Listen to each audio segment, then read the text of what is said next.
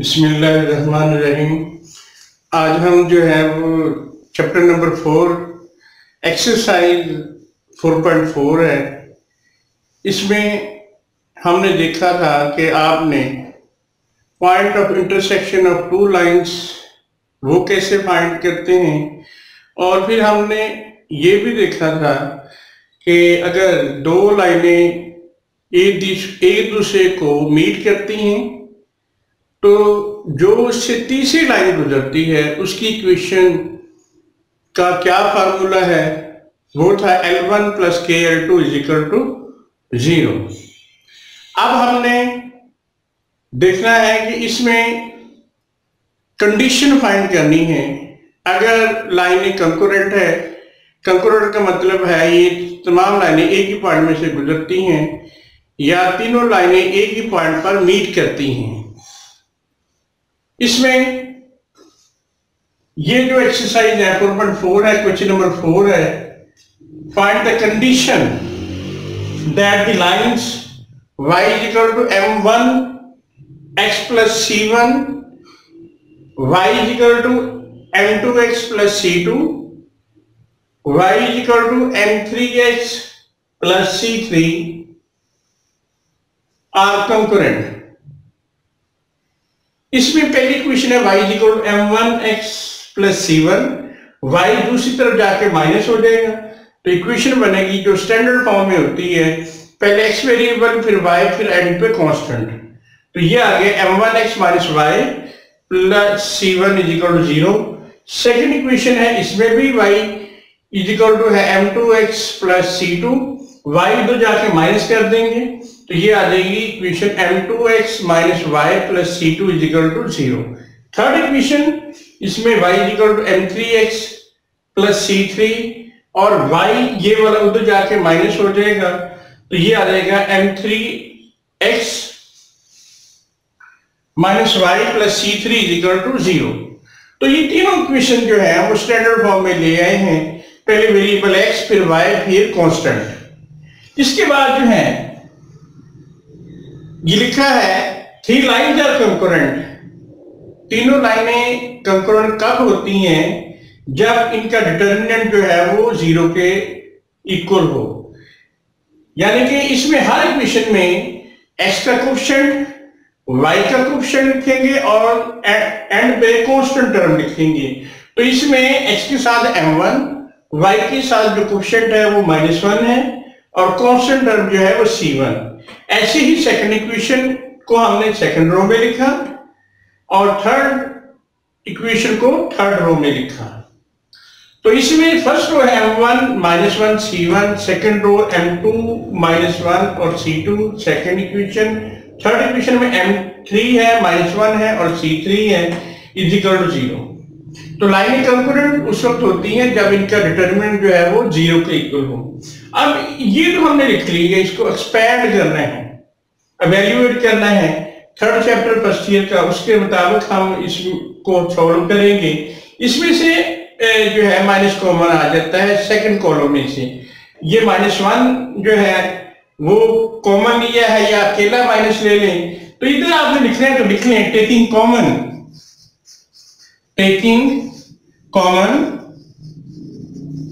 -1 from c2। तो इसमें से -1 कॉमन ले लिया तो ये आपके पास आ गया m1 1 c1 और सेकंड रो m2 1 और c2, थर्ड रो m3 1 और c3 = 0 और माइनस इसमें से कॉमन लिया है।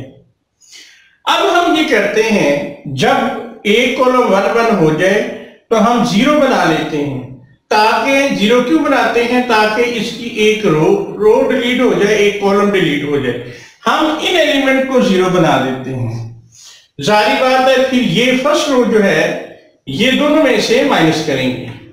जब ये फर्स्ट रो इसमें से माइनस करेंगे सेकंड रो में से, फर्स्ट रो को सेकंड रो में से माइनस करेंगे तो ये हो जाएगा m1 इसमें से आके माइनस हो जाएगा तो m2 - m1, ये वाला 1 इसमें से माइनस हो जाएगा तो ये क्या हो जाएगा 0 हो जाएगा और ये c1 इसमें से माइनस कर देंगे तो ये हो जाएगा c2 - c1। तो हमने क्या किया कि R2 में से R1 को माइनस किया, फिर आपने R1 को ही R3 में से माइनस करेंगे, तो ये M1 इसमें से माइनस किया तो ये हो गया M3 माइनस M1, फिर ये वाला 1 इसमें से माइनस किया तो 1 माइनस 1 क्या हो जाएगा 0, और ये C1 इसमें से माइनस किया तो ये हो जाएगा C3 माइनस C1, और लिखा है R3 माइनस R1। ये 1 बाकी सारे एलिमेंट इसके कॉलम में 0 है, तो फिर 1 वाली रो छोड़ेंगे 1 वाला कॉलम, ये 1 वाली रो छोड़ देंगे 1 वाला कॉलम। लेकिन जब रो और कॉलम डिलीट करना है आप -1 देख लें ये किस रो में है। ये जो 1 है ये जो है फर्स्ट रो में है और सेकंड कॉलम में है। तो जब 1 वाली रो डिलीट करेंगे 1 वाला कॉलम डिलीट करेंगे तो -1 लिख के ऊपर रो और कॉलम का नंबर ऐड करेंगे, तो फिर बाद में ये कॉलम और 1 वाली रो डिलीट कर देंगे। तो इधर जो है देखिए 1 की पोजीशन कौन सी है, ये फर्स्ट रो में और सेकंड कॉलम में। तो यहां पर मैंने लिखा है माइनस इंटू -1 1 + 2 रो का नंबर 1 कॉलम का नंबर सेकंड, तो ये कॉलम और ये हम रो छोड़ देंगे तो बाकी ये बच जाएगा। तो इसमें आपके पास आ गया है M2 माइनस M1 और आपके पास आया है C2 माइनस C1 और बचा है नीचे M3 माइनस M1 और C3 माइनस C1। ये -1 की पावर 3 माइनस आ जाएगा तो ये -1 बन गया। अगले स्टेप में माइनस और माइनस प्लस हो जाएगा, इसको बेशक ना लिखें। अब देखिए कि इसमें एक रो डिलीट हो गई है, एक कॉलम डिलीट हो गया। क्यों? इसमें ये एलिमेंट 0 थे और ये 1 था। अब इसमें एक रो डिलीट हो गई, एक कॉलम डिलीट हो गया। अब इसको एक्सपेंड करना आसान हो गया, इसको इससे मल्टीप्लाई कर देते हैं तो ये आ गया है M2 minus M1 into C3 minus C1। इसको इससे फिर माइनस का साइन, ये माइनस का साइन और इन दोनों को मल्टीप्लाई करेंगे तो ये आ जाएगा minus into M3 minus M1 into C2 minus C1 is equal to 0। अब इसको माइनस और माइनस प्लस कर दिया, ये ब्रैकेट जो है वो ओपन हो जाएगी, ये आपके पास बच गया। तो M2 माइनस M1 इसमें M2 minus M1 into C3 minus C1 is equal minus M2 minus M1, तो ये आपके पास आ गया है M3 माइनस M1 और ये आ गया है C2 minus C1 is equal to 0। अब ये माइनस है तो जाके प्लस हो जाएगा, इसको हम इक्वल कर देते हैं तो ये आपके पास आ गया है M2 minus M1 into C3 minus C1 is equal to M3 minus M1 into C2 minus C1। ये कंडीशन है जब लाइंस क्या होती हैं, कंकरेंट होती हैं या तीनों लाइनें एक ही पॉइंट पर मीट करती हैं। तो सिंपल इसमें यह है डिटर्मिनेंट आप लिख लें, इक्वल टू 0 कर लें, इसको एवेल्युएट कर लें। अब नेक्स्ट है जी क्वेश्चन नंबर 5 है, एक्सरसाइज 4.4 है। अब इसमें आपने डिटरमिन करना है,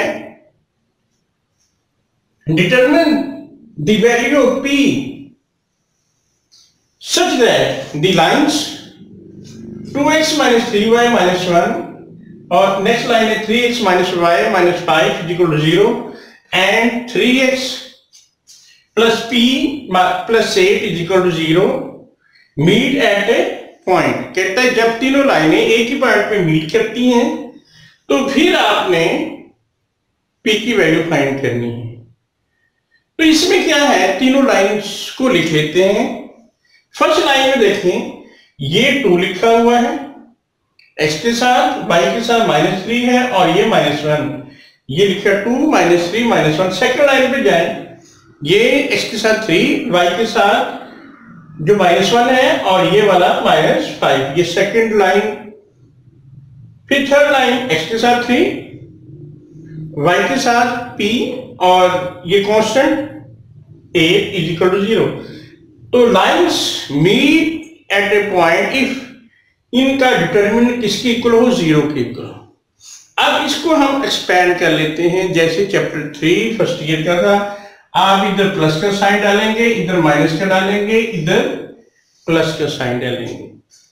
ये 2 लिख ली है, तो 2 का कॉलम और 2 की रो छोड़ दें, तो ये आ जाएगा 2 और -1 -5 p और a इसका डिटरमिनेंट। फिर ये लिखा माइनस और ये -3, तो आप इसका कॉलम छोड़ देंगे, इसकी रो छोड़ देंगे, तो ये 3 -5 और 3 और 8 इसका डिटरमिनेंट।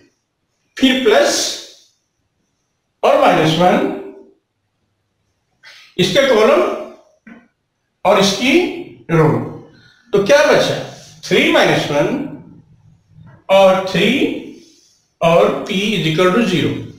इसको मजीद हम एक्सपेंड कर लेते हैं कि ये 2 लिख लिया हमने, इन दोनों को मल्टीप्लाई की, ये दोनों मल्टीप्लाई हो जाएंगे, तो ये आ जाएगा -8, आगे माइनस का साइन आएगा, लेकिन ये क्या दोनों मल्टीप्लाई करेंगे तो क्या आ जाता है -5p, तो ये प्लस हो जाएगा 5p।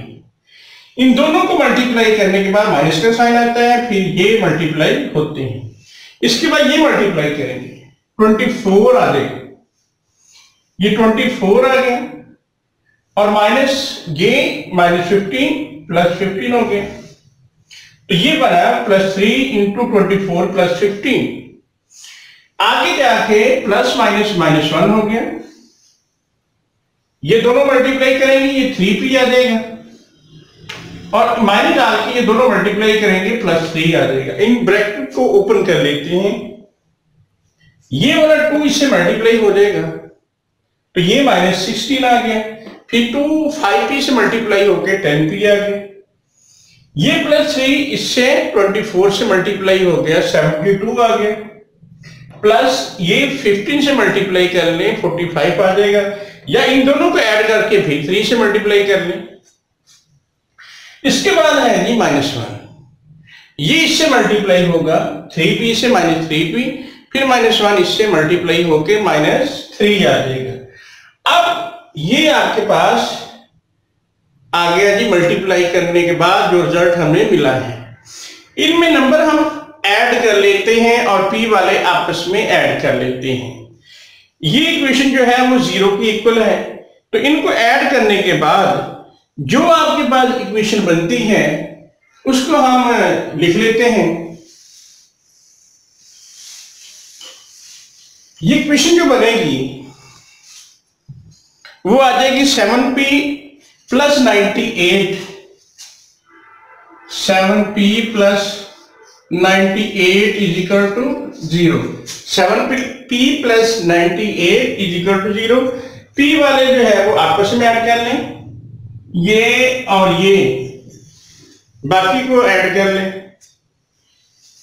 ये वाला 98 उधर जाके माइनस हो जाएगा, फिर आप इसको डिवाइड कर दें, -98/7, और ये कितना आ गया -14। ये p की वैल्यू थी कि अगर लाइंस क्या है कंकरेंट है, p की वैल्यू कितनी बनी -14। तो ये था क्वेश्चन नंबर 5 एक्सरसाइज 4.4। अब हम करते हैं क्वेश्चन नंबर 11 है, उसका बी पार्ट है, लेकिन उससे पहले जो है एंगल बिटवीन 2 लाइंस, ये हम देखते हैं कैसे फाइंड करना है। अगर ये 2 लाइनें हैं, एक लाइन L1 है और एक लाइन क्या है L2 है, हमने एंगल मालूम करना है बिटवीन 2 लाइंस। ये एंगल बिटवीन 2 लाइन जो है, इसमें एंगल की जो डायरेक्शन होती है वो एंटी क्लॉकवाइज डायरेक्शन होती है। ये लाइन L1 है और ये लाइन L2 है, तो एंगल की डायरेक्शन जो है वो फ्रॉम L1 से L2 की तरफ है। और अगर देखें, अगर हम ऐसे इसको रोटेट करें तो ये इसकी डायरेक्शन कौन सी है, एंटी क्लॉकवाइज। तो जो एंगल लेना है वो हमने एंटी क्लॉकवाइज लेना है, और ये बना L1 से L2 की तरफ, और एंगल जो है वो थीटा है। अब L1 की स्लोप जो है वो m1 है, और L2 की स्लोप क्या है, m2 है। ये लिखा है let L1 and L2 are two intersecting lines. ये दोनों लाइनें जो हैं वो एक दूसरे को इंटरसेक्ट कर रही हैं, और इसका नाम जो है वो बेशक आप O रख लें या P रख लें। तो फिर एंगल जो है वो फाइंड करना है, और इस लाइन L1 की स्लोप जो है वो m1 है, इस लाइन L2 की स्लोप क्या है, m2 है। तो फिर एंगल का फार्मूला क्या बनेगा,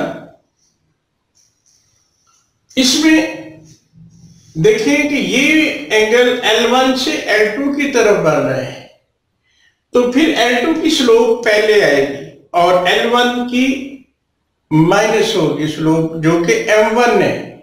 तो tan, इसका फार्मूला बनेगा tan theta is equal to, देखें L1 से L2 की तरफ है, अब तीर का निशान जो है वो L2 पे आया है, इसकी स्लोप m2 बनेगी। तो ये बनेगा m2 minus m1 over 1 plus m1 m2। ये है फार्मूला एंगल अगर मालूम करना है फ्रॉम L1 टू L2। तो formula tan theta m2 minus m1 over 1 plus m1 m2। अब इसी फार्मूले को हम यूज करेंगे और एंगल्स मालूम करेंगे ट्राइंगल के। इसमें सबसे पहले जो है इनके स्लोप्स मालूम करेंगे।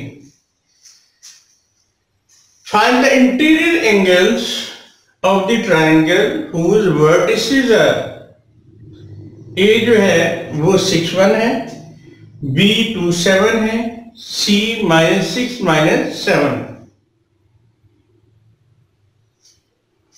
पहले हम इसमें ट्राइंगल बना लेते हैं, इनके वर्टिसेस हम ड्रा कर लेते हैं कि कौन सा पॉइंट कहां पे है, फिर उनको मिला के ट्राइंगल हम बनाते हैं। ये हमने एक्स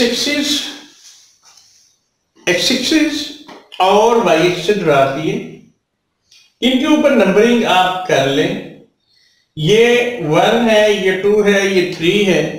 नंबरिंग आप कर लें जी इसकी, ये 1 2 3 4 5 6 ऐसे ही बाकी तरफ करनी है कर लें, वरना सिर्फ जो पॉइंट आपको मेंशन किया गया है उसी का ही नंबर लिख लें। ये आपने जो ट्राइंगल बनानी है ग्राफ पेपर पे नहीं बनानी, वैसे ही जो शीट है उसी पे बनानी है।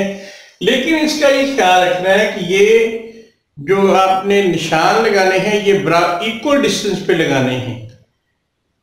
तो ये 1 है, इधर x की वैल्यू नेगेटिव, इधर x की पॉजिटिव, इधर y की पॉजिटिव और इधर y की नेगेटिव।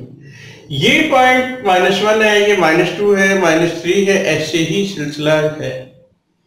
और अगर ये देखिए पहला पॉइंट -1 है y का, दूसरा -2 है, ऐसे ही ऊपर की तरफ है। अब पहला पॉइंट जो है वो देख लें, a 6 1 है। अब a अगर 6 1 है तो x की वैल्यू जो है इसमें 6 है, y की वैल्यू जो है इसमें 1 है। तो 6 और 1 ये पॉइंट, x की वैल्यू 6 है, इधर से 6 और इधर से 1, ये पॉइंट बन जाएगा। ये 6 1 है तो इधर से 6 और इधर से 1, एक पॉइंट आ गया। b point minus b point जो है वो 2 7 है, यानी कि x की वैल्यू 2 है, y की 7 है। यहां पे देखते हैं ये x की वैल्यू 2 है ये 2 और इधर से ये 7। तो ये आपके पास जो है पॉइंट जो है आपको जो दिया गया था B27, तो x की वैल्यू 2 है, y की 7 है, ये पॉइंट आपके पास आ जाएगा। इसमें ये वाला पॉइंट आपका आ गया जी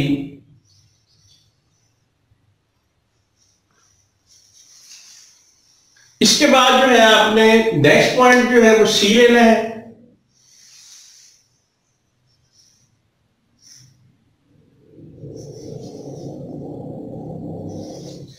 C पॉइंट में वैल्यू जो है -6 -7 है, तो x की वैल्यू -6 y की -7, x की वैल्यू -6 y की -7 है, तो -6 जो है वो आपका ये वाला बनता है -6 और इधर से -7।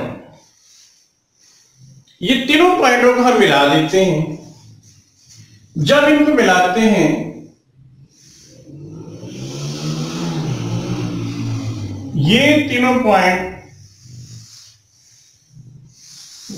हमने मिला दिए, ये ट्रायंगल बन गई।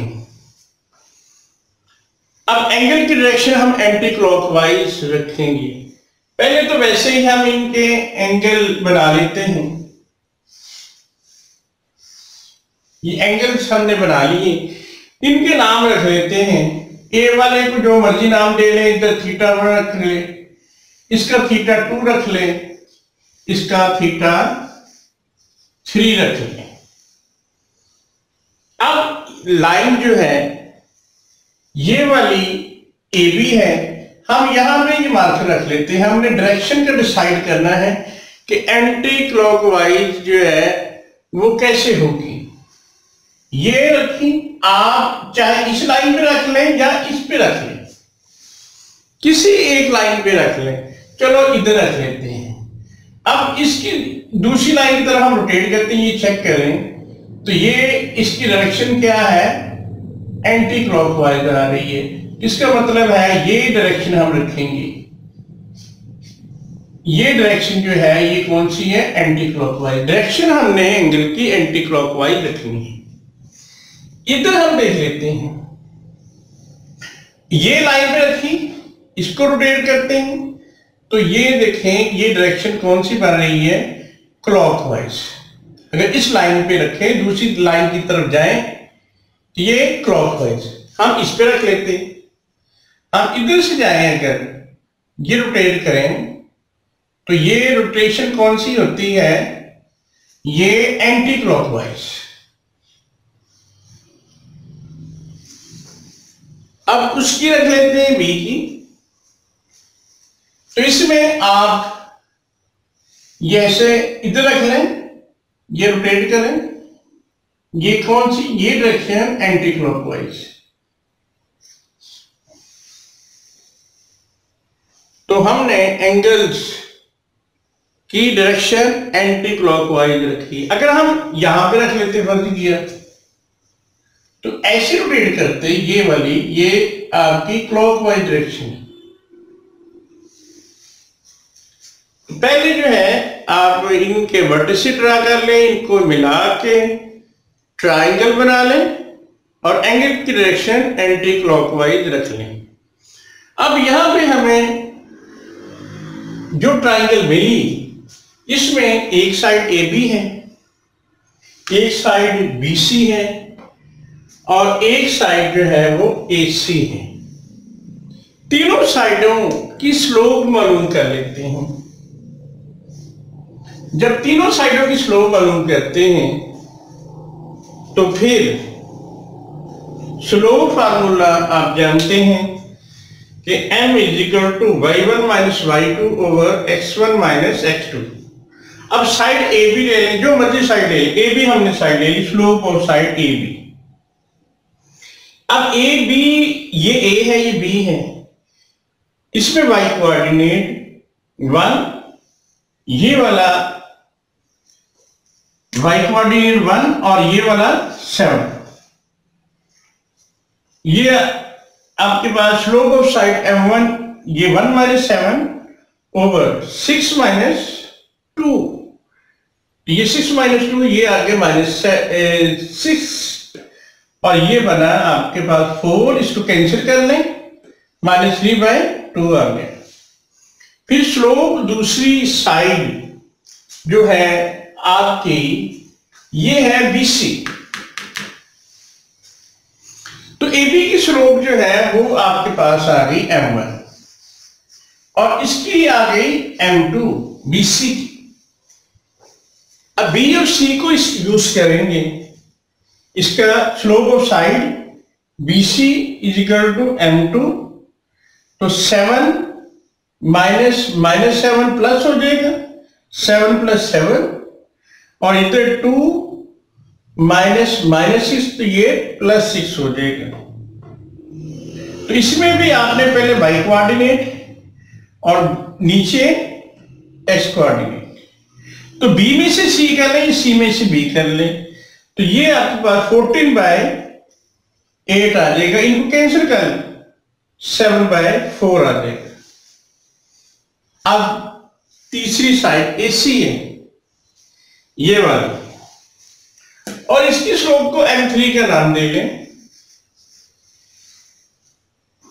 इसमें AC होगा, ये A है, ये C है, पहले y कोऑर्डिनेट इसका 1 और ये इसका -7, तो माइनस करेंगे तो ये प्लस हो जाएगा, तो 1 + 7 हो जाएगा ये वाले। फिर इसके बाद ओवर में x कोऑर्डिनेट 6 -6, तो ये प्लस हो जाएगा, तो 6 + 6 8/12, 4 से कैंसिल कर दें, 2/3। ये तो स्लोप्स आ गई, AB की स्लोप आ गई आपके पास स्लोप AB की -3/2, फिर 7/4 M2 और अली जो है वो 2/3। अब एंगल मालूम करते हैं। एंगल मालूम करने के लिए आपको देखना पड़ेगा कि एंगल किस लाइन से किस लाइन की तरफ बन रहा है। आप देखें कि ये जो एंगल θ1 है, ये अगर हम फाइंड करते हैं, ये AB से AC की तरफ बन रहा है। अब ये जो तीर का निशान जिस लाइन पे आता है वो है आपके पास AC, ये वाली लाइन जिस पे एंगल की डायरेक्शन आती है, तो इसकी स्लोप जो है वो M3 है। एंगल स्टार्ट होता है AB से, इसकी स्लोप M1 है, एंड कहाँ में होता है M3 पे, तो ये बनेगा M3 - M1 over 1 + M3 M1 कर लें या M1 M3 कर लें, ये tan θ1 का आएगा। तो θ1 is the angle from AB to AC, तो AC की स्लोप पहले आएगी और AB की माइनस होगी और नीचे 1 + दोनों स्लोप मल्टीप्लाई। अब इसमें M3 की वैल्यू कितनी है, 2/3, और M1 की कितनी है, -3/2, तो ये 2/3 - -3/2 ओवर 1 + ये M3 की वैल्यू और ये वैल्यू आपके पास M1 की। इसमें 2 से कैंसिल हो जाएगा, 3 से कैंसिल हो जाएगा, ये प्लस है ये माइनस है, तो ये माइनस हो जाएगा, ये नीचे आ जाएगा 1 - 1, और ये माइनस और माइनस क्या हो जाएगा, प्लस हो जाएगा। तो ये 2/3 + 3/2, इसको अगर आप एलसीएम लेके हल करते हैं तो ये आ जाएगा 13/6 आ जाएगा और ओवर 0 आ जाएगा। जिसके नीचे 0 आ जाए वो अनडिफाइंड होता है। तो tan θ1 = अनडिफाइंड। जब वैल्यू अनडिफाइंड हो तो उस सूरत में आपका जो एंगल होगा वो 90 का होगा। तो इसका मतलब है θ1 जो है वो एंगल 90 डिग्री का बना है। एक एंगल हमने मालूम कर लिया, दूसरा एंगल मालूम करते हैं, जौन सा मर्जी आप मालूम कर लें। हम θ2 मालूम कर लेते हैं, ये वाला θ2 जब हम मालूम करते हैं तो इसकी जो डायरेक्शन है वो ये लाइन है बीसी, बीसी से एबी की तरफ है। अब एंगल में तीर का निशान जो है या एरो हेड का जो साइन है वो किस पे आता है, एबी पे। तो स्टार्ट कहां से होता है, ये लाइन आपकी बीसी है, जहां पे ये एंगल स्टार्ट होके एंड हो जाए इसकी स्लोप पहले आएगी। अब इसकी स्लोप पहले आएगी और इसकी स्लोप क्या है, m1 है, m1 minus m2 over 1 plus m1 m2। अब इनको जो है हम सॉल्व करते हैं कि इनका एंगल क्या बनेगा। इसमें m1 की भी वैल्यू है आपके पास, m2 की भी वैल्यू है, ये हम पुट कर देते हैं फार्मूले में और एंगल फाइंड कर लेंगे।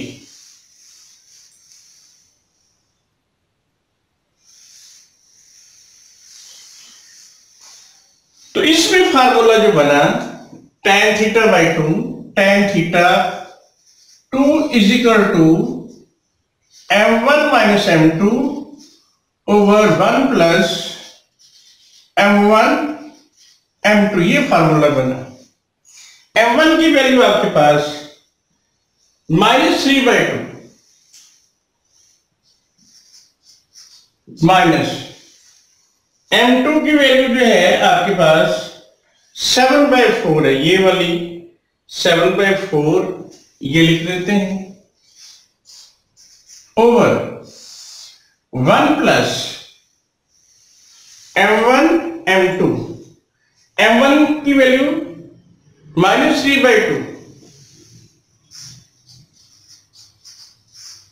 और ये m2 की वैल्यू 7/4, m1 की -3/2 और m2 की 7/4।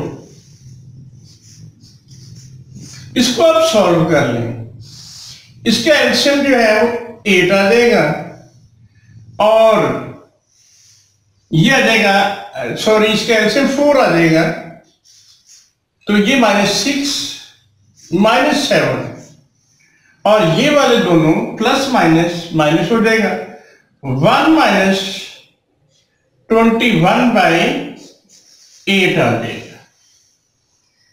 अब ये आ जाएगा -13/4 tan theta by 2, tan theta 2 is equal to -13/4 over. अब इसका भी हम एलसीएम ले लेते हैं। जब इसका हम एलसीएम लेते हैं तो उसके बाद इनको हम डिवाइड भी करके देखते हैं, फिर tan इनवर्स भी लेते हैं, तो ये आ जाएगा 8 माइनस 21/8 -13/4 ओवर -13/8, ये आ जाएगा -13/4 क्रॉस, ये उलट जाएगा 8/-13 आ जाएगा और इसको अगर हम कैंसिल कर लेते हैं, कैंसिल करने के बाद ये आ जाएगा 2, क्योंकि ये वाला इससे कैंसिल 4, 8 से कैंसिल 2 आ गया। इसके इनवर्स ले लेते हैं, थीटा 2 आ गया tan इनवर्स 2।